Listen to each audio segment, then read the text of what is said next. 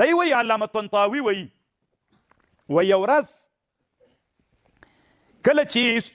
سوریه د فرانسویانو د احتلال او د استعمار لاندې وله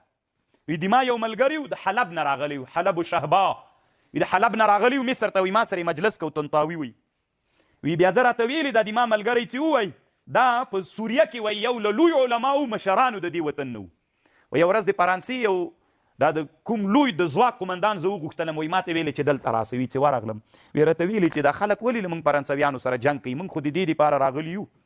چې تاسې ښه متمدن کو پیسې درکو هر څه درکو ولې موږ سره جنګ کوئ وی د ملګري مې راته ویلي چې ما ورته ویلې چې دا ځکه کوم امت چې د بل چا په اوږو باندې بار سي هغه امت کې هغه صفت غریزي چې الله پیدا کړی چې باید خپل هغه کار وکړي خو په هغه کې چې دی په بل باندې بار سي هغه مړ کېږي هغه غریزي صفت پکې مړ کېږي وایي ما ورته ویلې چې اوس ګوره غوا څه د غوا کورنۍ مالونه دوی کې یو غریزي صفت دا ده چې خپله به اوبو ته ځي خپله به وښو ته ځي که نه چې صحرا کې مال وي په دشته کې هوسۍ وي غواګانې وي هغوی اوبو ته څنګه کوي خپله ځي خو چې چا ته یې راوړې کور ته یې راولې نو هلته به دوی کې دا غریزي صفت مړ سي ځکه اوبه کولې په چا سول په کور والا چښتن باندې سول نو دا څوک وګرځېده ډېر وخت چې ووته دا غریزي صفت پکې مړ سو دا غریزي صفت پکې مړ سو نو الله عز وجل دغه امت نه هغه نعمت چې ورباندې کړي هغه نعمتونه الله پې دروي وایي ما ورته ویلې چې تاسې فرانسویان خو دلته راغلي یئ چې د موږ وطن راته څوک کوي وایي را آباد کوي خو تاسې راته آبادوئ د سوریې او د حلب مسلمانان به نو د تاسې په اوږو باندې بار سي نو چې تاسې په اوږو بار سو په دوی کې الله پاک دا همت کېښودلی که نه چې خپله ځان ته کار وکړي نو خو تاسې که فکر وکړئ یو موټر چې ډېر وخت ودرېږي طالبانو خصوصا چې زرې موټر وي هغې پلجېږي جمپینونه یې طالبانو شلیږي نو کوم انسانانو کوم امت چې د بل چا په اوږو بار سي د دوی خپله څوک شلیږي هغه غریزي صفات چې هغه الله په دوی باندې نعمتونه کړي دي هغه شلیږي نن اسلامي امت کې د صنعتو د تجارتو د ابتکار فکر شل ده که نه ده شل نن طالبانو وسلې ته ضرورت سته که نسته ده جواب غواړم سته چې وسلې ته ضرورت سته ده دغه غریزي صفت انسانانو کې الله پیدا کړی چې وسله جوړه کړي خو اسلامي امت نه تنها افغانان ټول اسلامي امت دا غریزي صفت په ځان کې مړ کړی ده څنګه یې مړ کړی ده وسله یې کاپیرانو ته ورپرېښودلې کلشینکوف به روسان جوړوي امپور به امریکایان جوړوي M16 به جرمنان جوړوي مرمۍ به یې هغوی راوړي مونږ به څه کوو مونږ به یوه زیړه بوشکه کې مو دومره ایله غریزي صفت را پیدا سوی ده نور ټول مړ ده هېڅ شی مو نسته ده رښتیا ووایي چې مونږ الله په کوم صفت پیدا کړي یو هغه صفتونه او هغه وشلونه مو شل سوي دي که نه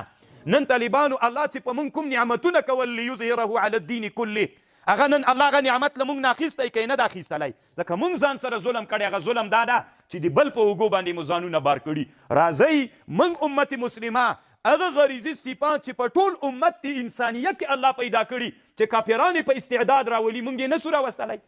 چې رایې ولو نو ته ورته ګوره چې مونږ کوم اهدافو ته رسیږو وی دا خبر مې چې ورته وکړله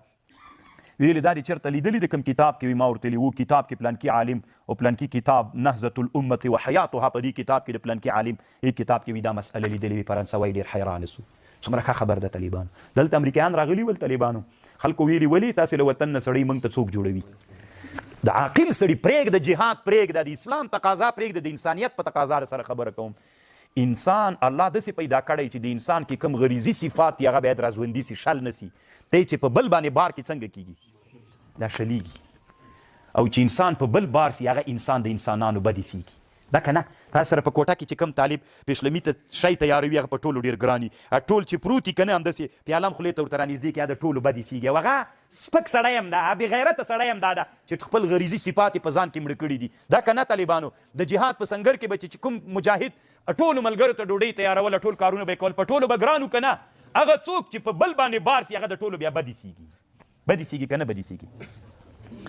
او الله عز وجل هغه انسانان چې هغه خپل غریزي صفات نه پرېږدي چې مړه سي باید خپل غریزي صفات څوک سي راژوندي سي